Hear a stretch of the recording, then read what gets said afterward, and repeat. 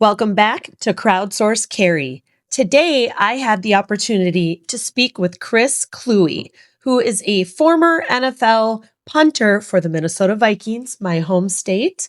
He's also an author. He is a longtime activist and ally of the LGBTQ plus community, and he's running for California Assembly in the 72nd District. He has been speaking out about our First Amendment right, and he's been standing up to the Huntington Beach City Council and the issues that are revolving around the Huntington Beach library and book bans. His activism has sparked both support and controversy, making him one of the most vocal voices in local California politics. So today I spoke with Chris about why he's running for the California Assembly. And if you're a little rusty on your politics and you're like, what is a California Assemblyman? Well, basically it's the person that represents you in Sacramento, California. An assembly person also helps to write and change laws. So in short, we're going to meet Chris Kluwe today, and we're going to figure out who this person is behind the campaign. And I started out the interview with rapid fire questions. So let's get started. Nice to meet you. Nice to meet you. I like to start out my interviews with rapid fire. Okay, so just simple questions like for an icebreaker. Okay, do you like coffee or do you like tea? Neither. I prefer soda if I'm going to drink something. Really? Yeah. So you don't start the day with any caffeine? Nope, I just get up and go. Gosh, okay, well, nothing to talk about there. Already threw the interview off track. What about, do you like the beach or the mountains? The beach. Okay. Do you like the morning or do you like the night? Are you a night owl? Night. I'm definitely a night owl. You are? Yeah. Oh my gosh. How do you do that if you play sports? It's tough. You just force yourself to get up? Yeah, you force yourself to get up. I mean, also helps that I can get up and go. But yeah, I definitely had some rough early mornings. Nice. Do you like dogs or cats? Dogs. I saw you have a dog. Yes, do have a dog. Nice. What's your favorite Orange County restaurant? Ooh, so there's a sushi place right by where I live. It's called Arase. Okay. And it's like this hole in the wall right next to like an auto parts store, you know, a little strip mall. Right. Some of the best sushi I've ever had. Really? Like, it is phenomenal. That's always the way it is. Right? I had to move to the city to get that. Like when I used to come into the city, I'd be like, that place doesn't look very nice on the outside. Right. And then you go in and it's a whole different thing. Right. It's like the Mexican restaurants with the C rating, Yeah. right? You're either getting amazing food or you're in for an adventure. Yes. Yes. Who's your favorite band or musician? Rage Against the Machine. Ooh, nice. I like it. Very on brand. Yeah. They speak to me. Okay. Do you like pineapple on your pizza? I do. You do? Yep, I do. Oh my gosh. Okay. And if you could have dinner with somebody, a historical figure, who would you choose? Ooh, that's a tough one. Because you were a history and poli-sci major? History and poli-sci major, yeah. Okay. I mean, there's so many choices, right? Like, I think, honestly, it depends what you're super interested in. Right. Because there's been so many different things that have happened. Sure. I think purely just from a historical perspective, it's going to sound trite, but Jesus of Nazareth. Because, Okay. just to see what was the actual person like, Right. Because there's so much, religious stuff that's been built up around Jesus. Right. Like, what was the actual person like? Right. So right. I think that would be fascinating. Are you religious? I am not. I am cheerfully agnostic. Okay. All right. What made you become an activist?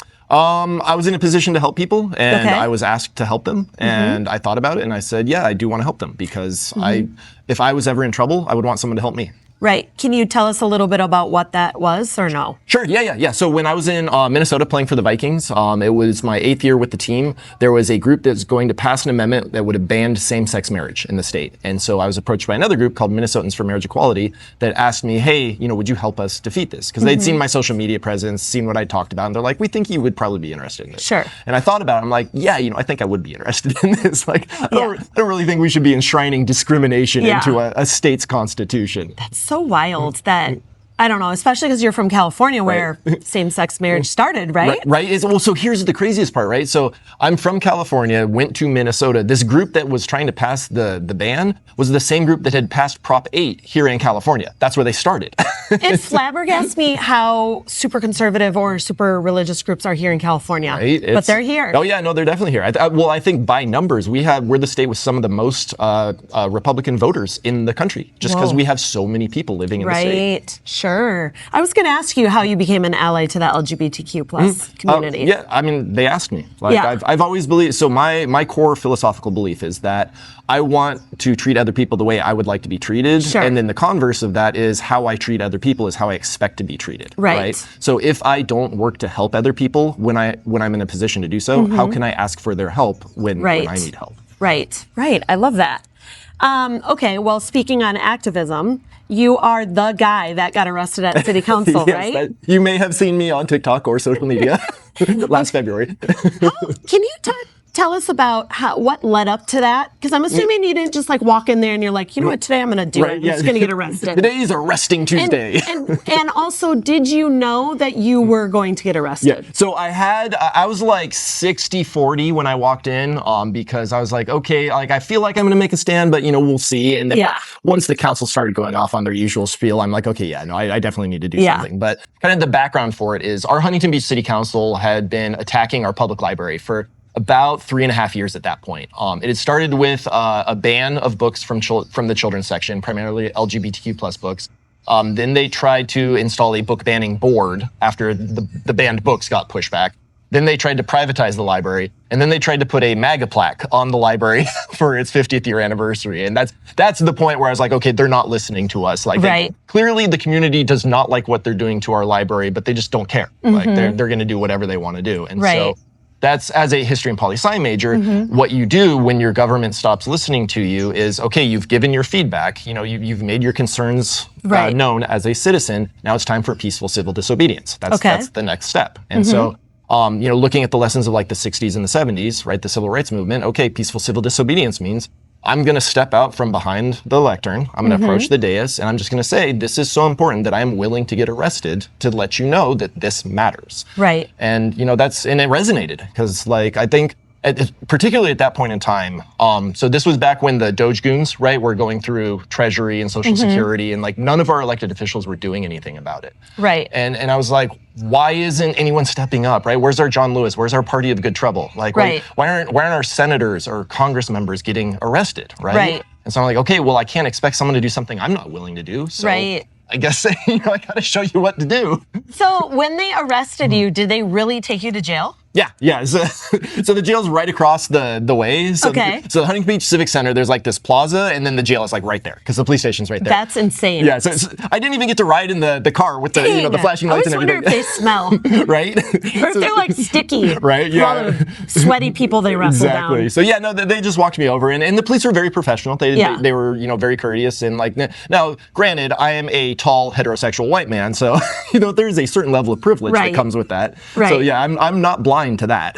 So when you got to the jail, did they put you in a jail cell? Yeah, so I was in a cell. Yep, I was in there. So they checked me in, took all my stuff, put me in the cell. They said the intake guy was like, this should only be about an hour or so. We should have you out. It was about 2.5 hours before they actually charged me with anything. So I think someone on the council may have made a call, and then they charged me with I think it's like 401C or something like that. It's a misdemeanor attempt to disrupt an assembly. And then they let me out about 2 hours after that. And finally, I spent about 4.5 hours in jail, gave it 4 out of 5 stars. That's so crazy. So did you actually have to go to court for it, or did you get it dismissed, or what happened? Yeah, so I got a pre-filing diversion. So I got a criminal defense lawyer. He talked to the attorney, the OC attorney, and apparently they've been so overwhelmed with like protest-related cases at that point that they're just like, do this 8-hour conflict resolution course, 20 hours community service, don't get arrested for 6 months, and then we'll just drop every charge as if it never existed. Oh, good. I always wonder because I know I follow LA County more, but they're definitely getting arrested. Oh yeah.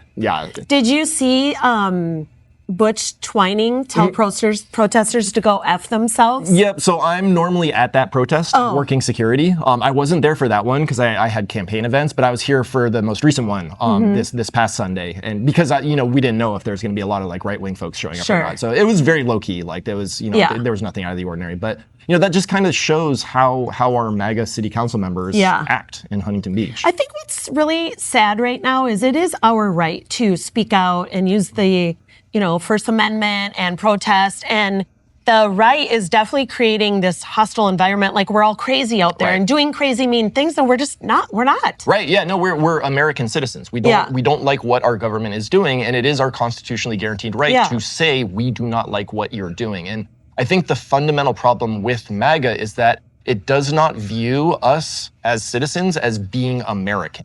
Like they do not think we are American. They think we are the enemy and that they have to fight against the enemy. And like I firmly believe there's a place for principled conservatism within a democracy, right? Because it's a democracy. We need balance. Right? It includes everyone. But MAGA is fundamentally anti-democratic. Like they are trying to break our democracy, which is why we need to band together and stop them. Right. It's wild. Why did you decide right now is the time for you to run for California Assembly? So a lot of people asked me. Okay. Oh, they did? Yes. Because you were at City Council? Yeah, well, so after I got arrested, I got invited to a bunch of different Dem Club meetings, and they asked me to speak, on the importance of peaceful protest and standing up. And so every time I spoke, afterwards, people come up to me and say, when are you running for something? Like, we want to vote for you. We want to canvass. We want to donate. And after the 6th or 7th time, I was like, I should probably run for something. Because clearly what I did, resonated with people. And so then I tried to figure out, okay, what's going to be the best use, right? Like, where will I be most effective? Right. And I talked with the DPOC, the Democratic Party of Orange County, and because I'd seen that the assembly race was going to be an open seat. And I asked them, do you have anyone else that is going to run for the seat? Because if it was like, if they had anyone, I'd be like, okay, great, I'm gonna put my efforts behind them, let's get this person elected. Right. And they said, nope, we have no one.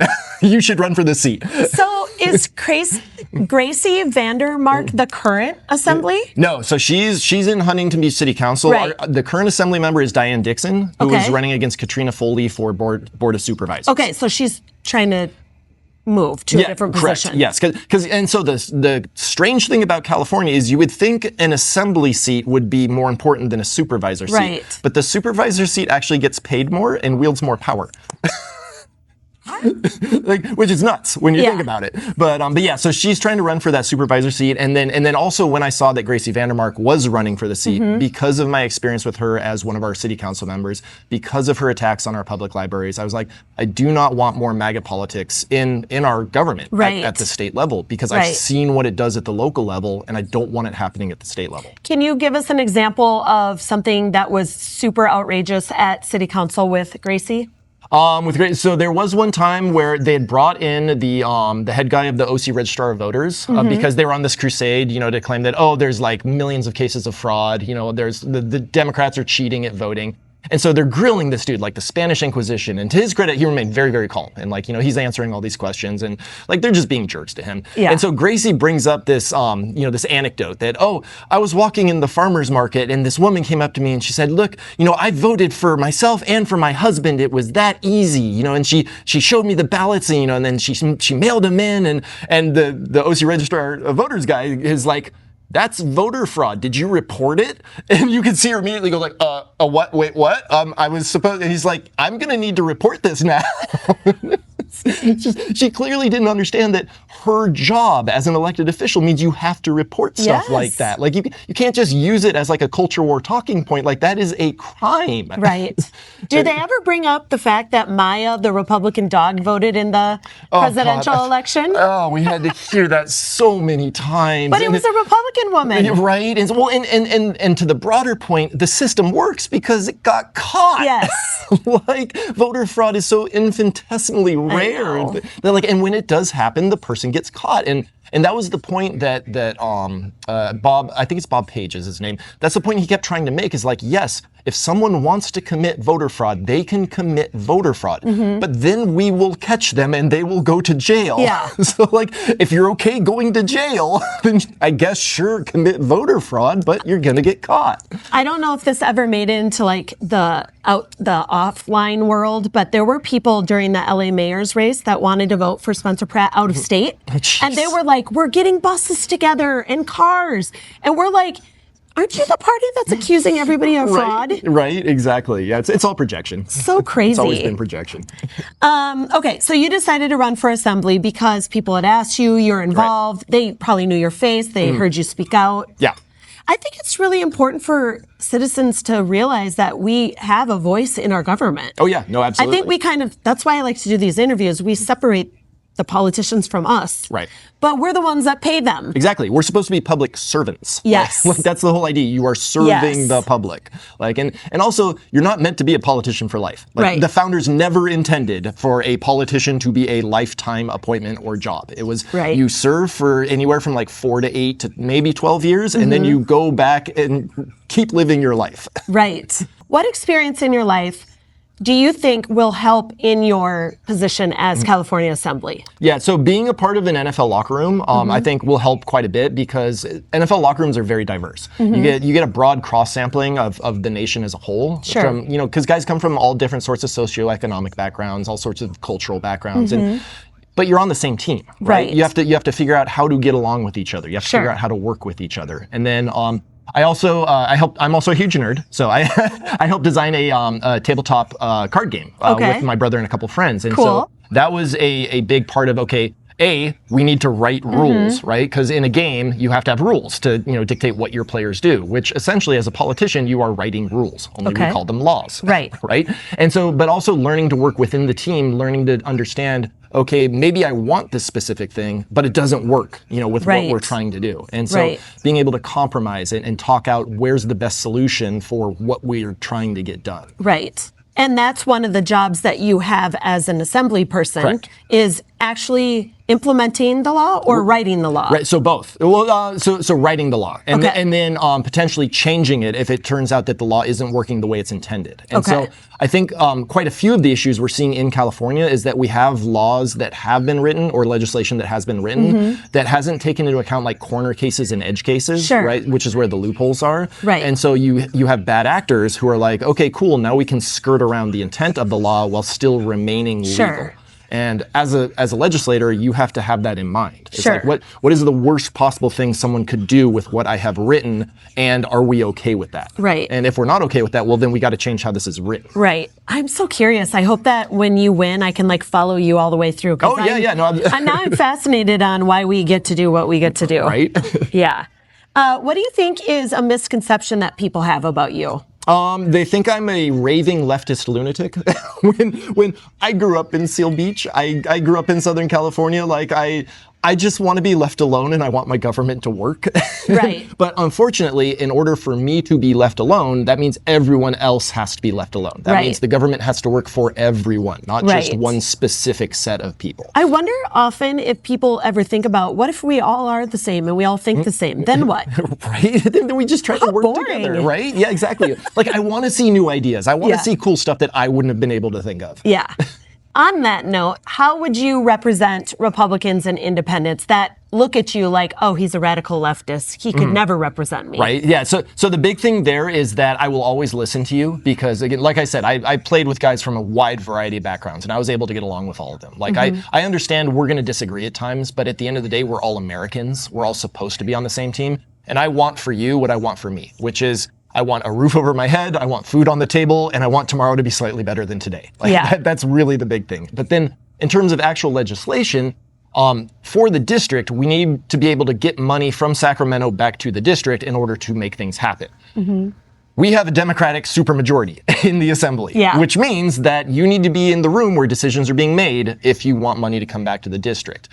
Diane Dixon, who's the current representative for the district, for all that I disagree with her on a lot of stuff, she was in the room. She was able to do bipartisan stuff. She was actually, able to get some stuff done. Gracie Vandermark, as a hardcore MAGA fanatic, will not be in the room where the decisions are being made. And so if we want money for our district, we need someone who's able to talk to the other people in the room. And I will be able to do that. Right.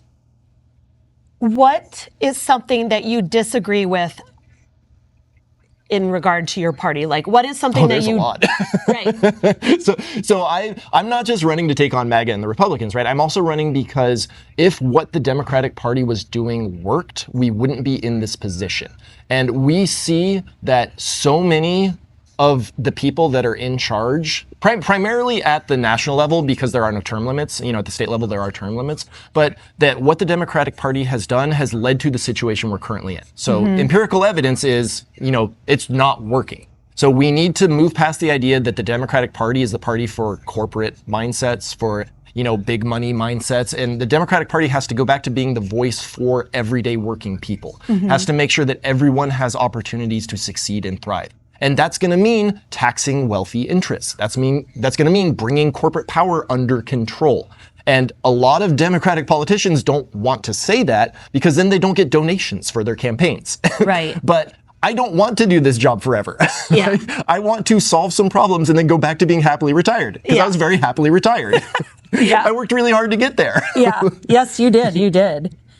On day one, what is your first priority?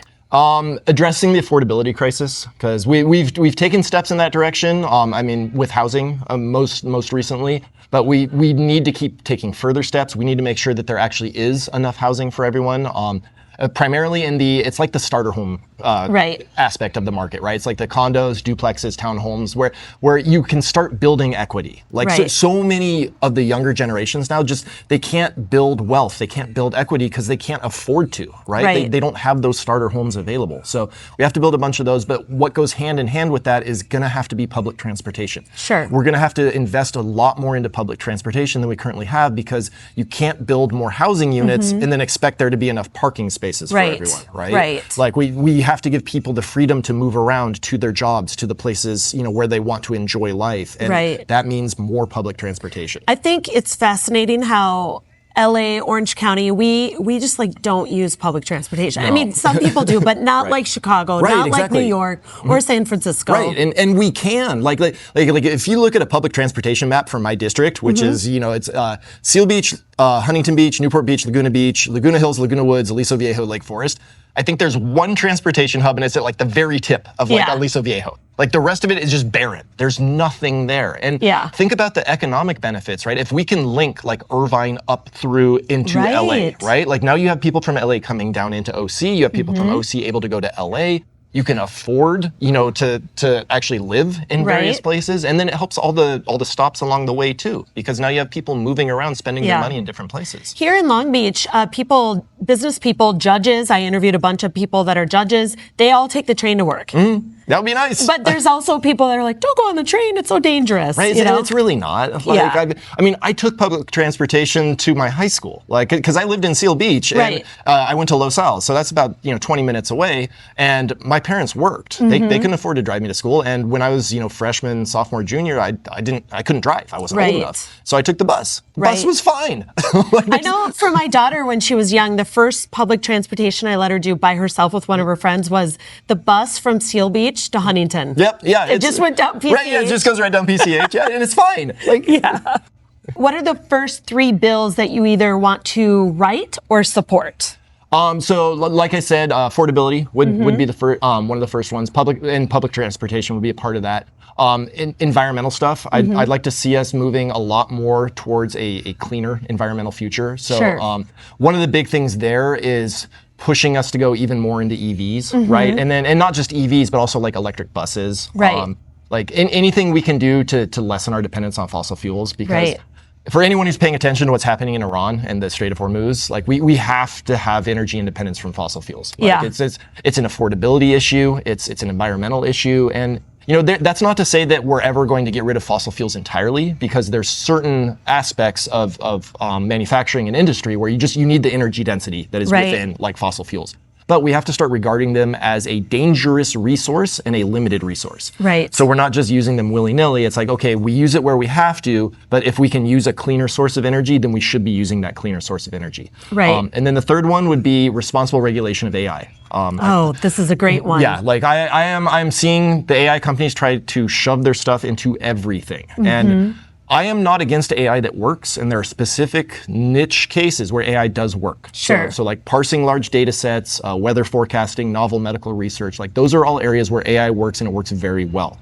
What we cannot have AI doing is substituting for a human being in a job and making decisions that are wrong 40% of the time. I say this all the time. It's not an immigrant that's going to take somebody's job. It's AI. Right, it's AI. And the reason it's going to take your job is because it makes more money for the people at the top, regardless of the cost to the human beings who actually, are going to get affected like this. And so it's a societal issue that we have to address. And you know what? If these AI companies say that it's that important and that it's going to be transformational in terms of human society, well, then we need to nationalize it. Like if it really is that, it should be a public good and it should be under control of the government. Yeah, and also AI severely affects our environment. Oh yeah, the data centers. Data centers, we're seeing, I don't know, I'm seeing articles all over the place. Even out in the boonies, they're affecting farmlands. And because they suck up water and they use a bunch of energy. I saw a piece on every single bit of carbon offset that Google and the other big tech companies have done since I think it's 2012 or 2013 has now been negated by data centers. They were on the right environmental path and now it's all gone because they're investing so much into these data centers. It drives me crazy that they want to put those data centers on public lands. Yeah, I know, right? The reason why they want to do it is because they know they're in a bubble. They know the bubble's going to burst. Right. And they want to be trying too to big max to fail. out the money. Right, yeah, exactly. And so if you're curious at all about this, there's a guy named Ed Zitron. He writes a really interesting newsletter. It's called Where's Your Ed? And he's been delving into this stuff for the past, I think, 3 years now. And he's been calling it from the get-go. He's like, if you look at their financials, these companies are not stable. They are not financially functional. Right. And I think in one of his newsletters from a month or two ago, he's like, it's not exactly the same as Enron, but it looks really similar. Interesting. Yeah. A lot of circular financing going on, right? And it's just I don't want our economy to collapse. Let's maybe halt the brakes a little bit on this AI build out. Yeah. When it comes to housing, how would you address the fact that Huntington Beach is pushing back on building more housing? Right. So I would say that they've lost. They keep losing and losing. Right. I believe someone called them the city of losers in an article, which to be fair, they are, because our city council has not won a single lawsuit as it relates to housing. But yeah, I think it's just this idea that they don't want to they don't want to pay for their fair share, right? The housing mandate isn't applied to any one specific city. It is a statewide mandate that every city has to build a certain amount of housing, so that way we're all taking on an equal part of the load. And it's been a mandate for decades. Right, for decades, It's not a Gavin Newsom thing. This is something since the 70s, right? And again, it's meant to keep up with, as our population grows, we're going to need housing for them. Right. People need places to live. And Huntington Beach has just, the city council has been obstinate about building new housing, and they've lost and they've lost and they've lost, and they've cost us, we think, millions of dollars in legal fees for these lawsuits. I'm sure. We don't know because they won't tell us how much they've spent on legal fees. Right. So that's also why we want to elect a new city council, so we can actually see how much of our tax dollars they've wasted on these lawsuits. Yeah, because you guys, Huntington Beach has had several lawsuits regarding just housing. Yes, just housing. Yeah, we've had all the way up to Supreme Court. Yeah, state Supreme. The National Supreme Court. Yeah, which declined to hear their case, and so now they're talking about, I think, trying to relitigate one of the cases, and it's just oh my God, guys. All of that money could have been used for development and all the other things that come with new housing. Right. Or paving our streets, or putting up stop signs, or just basic infrastructure. What would you do to help first-time home buyers? Yeah, so I think we build more units, right? So we definitely need to be building more units. We need to have a rent freeze for at least 4 or 5 years until those new units come online. But then we also need to make sure, okay, once the rent freeze goes, it's not like landlords can't hike the rates by 10, 15, 20%. We have to make sure we're protecting renters as well. And then building public transit goes a long way towards helping make housing more affordable, right? Because now, you can actually you can live near where you need to work, or if you're a little bit further away, you can actually get to where you're going, without spending 2 or 3 hours, on the bus each day. Sure. I think that is a really good topic, because I'm Gen X. In our group, we kind of missed that boat, some of us, because we got crazy student loans. Oh, yeah. Yeah, no. Because we were the predatory loan. Right. They were predatory against us. I am all for forgiving student loans. It's crazy how the Republicans were so against oh no, you can't, the president doesn't have the power to do this, and but sure, Trump can unilaterally declare tariffs. Why not? Yeah.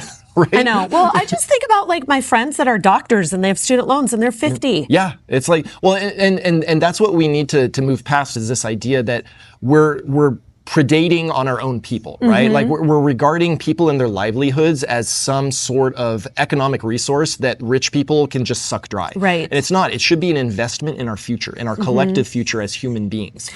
Yeah. Even one of the things that he rolled back was Biden implemented medical debt cannot go on your credit report. And now he reversed that. Right, exactly. There's no reason to do that. All you're doing is making it less likely that people are going to become nurses and doctors. Or be able to buy a house or whatever because of their credit score. Yeah. Regarding California homelessness, what do you think is working and what do you think isn't? Yeah, so what I think is working is the on-the-ground like street teams, like community teams. So they're the ones, that are in their communities. They're talking with the people there. They're constantly there. What's not working, they're not getting the funding that they need. So I've been to a couple of Zoom presentations put on by United Way. It's for the homelessness kind of like task force thing that they're doing. And every time the message is the same, is that on the ground treatment, making sure, that the community members that are there, that are interacting with these people on a daily basis, they need more tools. They need more funding. And then who are they not getting funding from, the state or the federal or both? Both. So and so that's one of the big problems.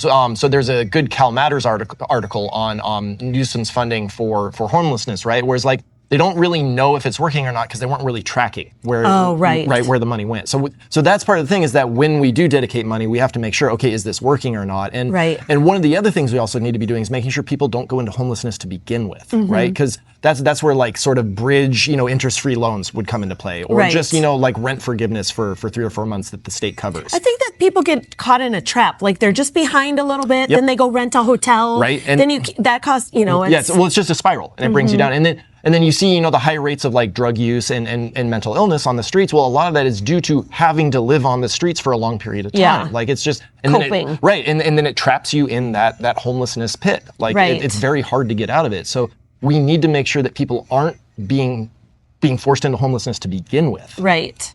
Do you think that homelessness is the worst in California, or do you think people from other states come here? What's your opinion on that? I mean, I am not going to say I'm an expert on this. Yeah. We are probably a more desirable state to come to just because of the weather, right? Particularly in Southern California, because it is very hard to live on the streets, right? To begin with. If you're in a state where it gets to freezing temperatures, or someplace like Arizona, like where it's like boiling hot temperatures, like that's a very tough existence to live, right? Yeah. Whereas Southern California, it's more moderate. The climate is more livable. And so that being said, we need to build more houses because like people, if they don't have a place to live, well, your only alternative, right, is homelessness. Right.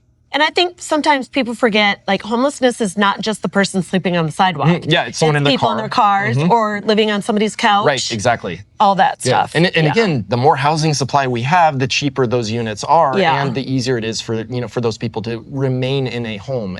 But that's also interlinked with other costs of our society, right? Like the cost of healthcare. Right. Like if we bring healthcare costs down by having universal healthcare or single payer, all of a sudden one bad medical bill doesn't make you homeless. Right.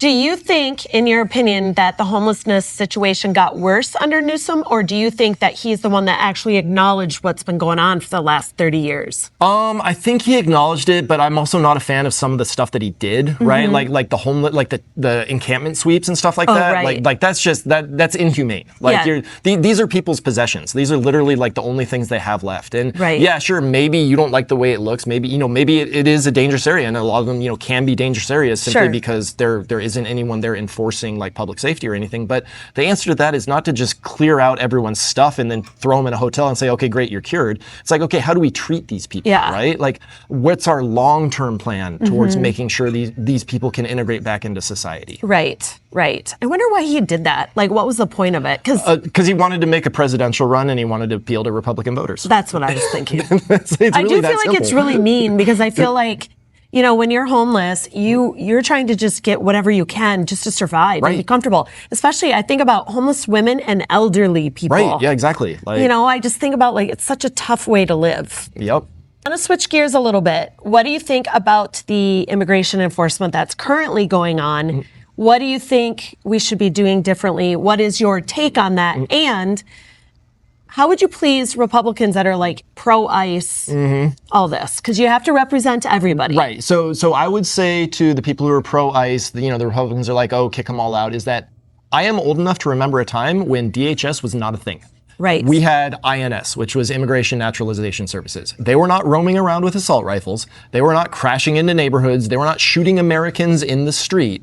They tried to find who was here illegally and then humanely approached them and said, okay, how are we going to resolve this situation? And INS, I'm not going to say INS was the best thing ever, because there were still issues with INS. Sure. But it wasn't a Gestapo. Like, right. it wasn't a private militia that is literally gunning down people in the streets. Right. And so I think any national Democratic contender has to have as one of their main priorities the abolishment of at least ICE and preferably DHS. Because at the time DHS was founded, and I can remember this, like, because this was right after September 11th, yes. there were multiple people warning, if you do this, you are creating an agency that a tyrant can take over and use for their own means. Right. And here we are, 20 some odd years later, a tyrant has taken it over and is using it for his own means. Right. So we need to split those agencies back up into their component parts, and we have to start treating people more humanely. You can't, you're never gonna deport your way out of this situation. Well, they're also not deporting people, they're storing them in warehouses. Yeah, no, they're making concentration so they can make camps. money. Right. For the billionaires. So from a California perspective, I would be very interested in getting my fellow assembly members into saying like, oh, hey, you know, Core Civic and Geo Group, I don't think we want you to do business in our state anymore. Yeah. Like, because again, these are the private contractors behind it, and like they are the ones making the facilities available. They're the ones that are presumably providing oversight. And every bit of news that we've gotten out of these facilities is that they are hellholes. Yeah. Like they are inhumane. Well, we literally had the Masuma Khan Justice Act, which is, I don't know if it's actually a law right now, but basically we had to come up with this new legislation that said, hey, anybody that wants to regulate or inspect this place can just show up. Right. And make sure they have clean drinking water and they have food and they have medical care. Right, basic human necessities. Yes. Like again, this is why a lot of people compare what MAGA is doing to the Nazi Party of Germany. Is that they get like, so offended. Right? And it's just like, well, if you don't want to be compared to Nazis, stop doing what the Nazis did. Yeah.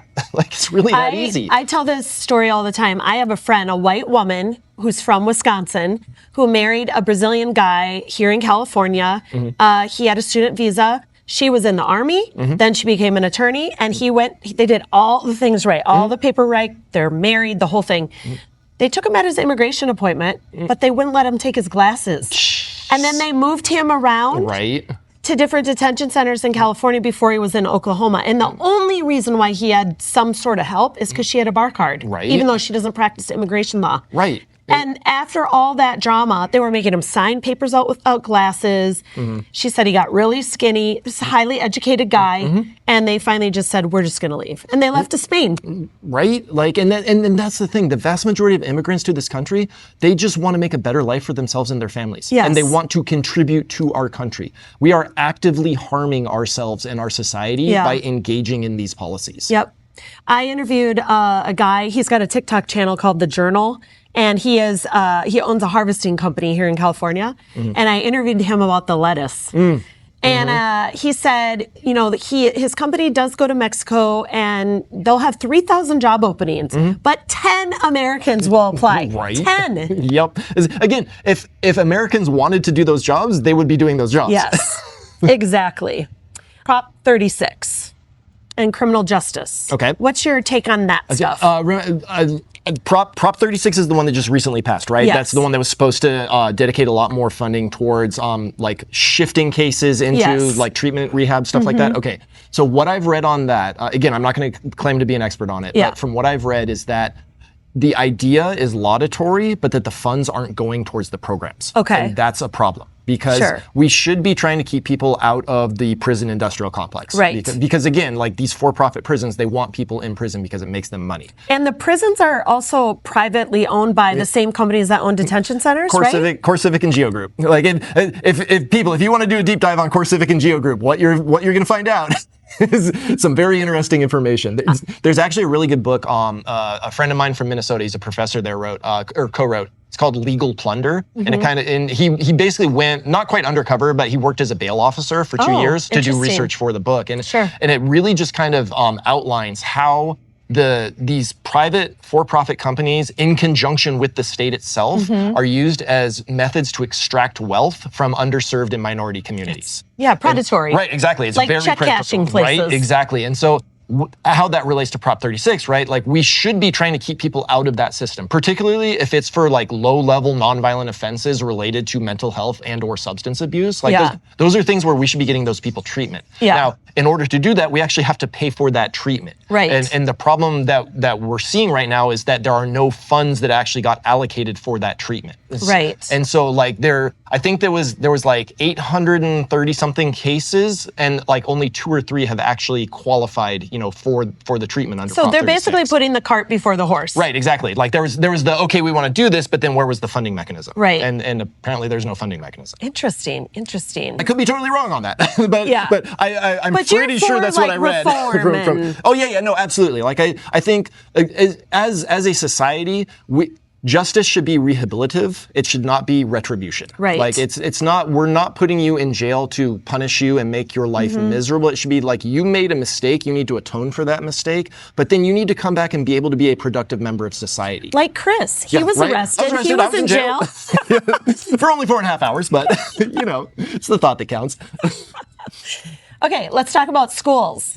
What's your thought on schools and children and funding schools and all the things? Big fan of public education. I came up through public education, went to public schools all the way up through high school, then went to UCLA, which is a public school. And I believe public education is the cornerstone of a democracy. Like we have to be able to educate our young people and help educate them in ways that help them understand how diverse the world is, right? And how diverse their society is. So that way they're equipped to deal with that world. Like if you raise your kid only believing one certain narrow set of beliefs, you're not equipping them to deal with the actual world as it is. So we really need to invest in public schools. We need to invest in our teachers. Right now, our teachers are not paid nearly enough. Their wages have been stagnant for the last, I think, 20 some odd years, while the cost of living has just gone up and up and up. And so, we need to take public education more seriously. We need to devote enough funding to it. And then we also need to make sure that public funds are not going to private schools. Like there is a place for charter schools. There are certain areas where charter schools do fill a need that public education cannot, but there are too many that are taking public funds and then not abiding by California state teaching standards, or they're just doing their own thing. Right. So I grew up in a small rural town of 2,000 white people. Okay. You were Lutheran or you were Catholic. Okay, yep. And when I went to college at University of Minnesota, I had never met a Jewish person, a black person, an Asian person, Indian person. And I spent 4 years of my life there just almost like staring at people because it was so different for me. Yeah, and because I grew up before the internet, but I was trying to figure out what they were saying because of the language differences. Right. And my whole world just opened once I went to I was radicalized in college. Radicalized by just seeing other people, right? Yeah. But that's important because so many people do grow up thinking that their town and the 5 miles surrounding it is all that exists in the world. I know, it drives me insane because I still know a lot of people in my hometown, and my dad's one of them. I'm like, especially with the immigrant stuff, I'm like, you don't even know what you're talking about. Like, have you met an immigrant? Have you ever met a Somali person? Right? Like, the food's really good. Yeah. Also, they're lovely people. Right, exactly. Like, and again, back to my earlier point, the vast majority of immigrants just want to provide for themselves and their families and help make this a better country because that helps them. Right. What's your take on what we need to do to, take care of our climate, our beaches, our state, our public lands? Right, yeah. So environment's really important for my district in particular because the 4 coastal cities, obviously dealing with stuff like coastal erosion, and then the 4 more inland cities are right next to Crystal Cove State Park and then like the canyons in Laguna, right? Which are huge fire risks. Right. So like we do not want something that happened like up in LA, to happen down near like Laguna Beach or Laguna Woods or something like that. Yeah. And so that means we need to be investing our resources into protecting our environment at the local level, right? Okay. So funding our fire services, making sure that we're bringing in sand for our beaches, protecting our beaches. But then also at the state level, continuing to push the state towards greener energy, towards greener energy solutions, as well as conserving the resources we have, right? Right. So I'm a huge fan of almonds. I love chocolate covered almonds. I do not think we should be spending the bulk of our water budget growing almonds in the Central Valley. Like I don't think that's a good use of our water. Yeah. Like we could grow a lot more stuff than almonds by using that water in different ways. Right. I think it's fascinating living at a beach community that people don't understand. We bring sand here. Yeah, we have to. Otherwise because it's just all going to get washed away. Yeah. I mean, like right now, I think the tide is high or something's going on right now. They talked about coastal it's like a flooding. king tide, yeah. Yeah. Yeah, so, well, and that was actually really funny in our Huntington Beach City Council, right? It's because they're all, oh yeah, hardcore MAGA, Trump supporters, blah, blah, blah. And then all of a sudden, when he cuts the Army Corps of Engineer funding, and they're just like, wait, our beaches are disappearing. And so you see them trying to talk about coastal erosion without mentioning like that it's environmental stuff. It's because right, the knots they're twisting themselves into. It's just like, just say it's climate change. Waters are rising, beaches are going away. We got to deal with it. Right. What do you want to do to help small business? Make it easier, so less regulations. And I think this is one where like I probably align a little bit more with the Republican side on that one, is that we have regulations for a reason, and pretty much like every regulation is written in blood, right? Like that's, otherwise it wouldn't be a regulation. Right. But at the same time, we have to ask ourselves, is this pertinent to the business at hand, right? Are we forcing businesses to jump through so many hoops in order to start their business that they just give up and say, no, I'm not going to start this business, or I'm just going to shut down my business. Right. So we have to make sure that we're making it easy for businesses to run while at the same time still protecting people, which again is going to be a hard needle to thread, right? It sounds easy to say, but it's going to be a lot of work put into doing that. Yeah. But we do need to make it easy for people to run their businesses if they're doing it properly. Right. Do you ever feel scared for your safety? No. You don't? No. That's good. I mean, again, part of my privilege of being a tall white man who also played in the NFL, like I'm used to being around people who are running at me very fast and trying to inflict bodily injury. But you don't worry about like somebody coming to arrest you or the FBI or any of that stuff? No, I don't, because again, if things have gotten to that point, then we are at like armed uprising point. Yeah. Like that's like, I am very privileged. As an American citizen, again, tall, white, straight man with a lot of money who played in the NFL. And I have a visual public platform. Sure. Like, if they come after someone like me, that means all bets are off. Yeah. Like we are in the bad times.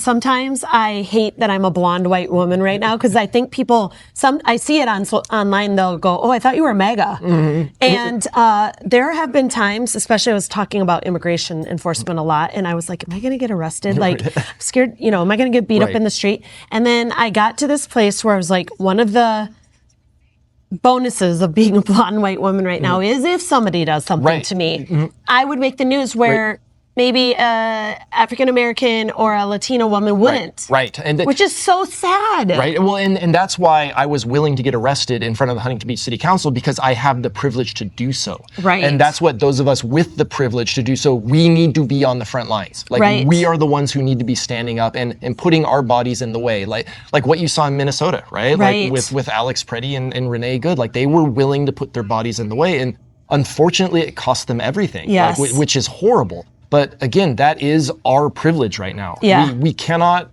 expect oppressed people to bear the entire load. Like we need to be the ones out there. I try to tell everybody also, we need more help.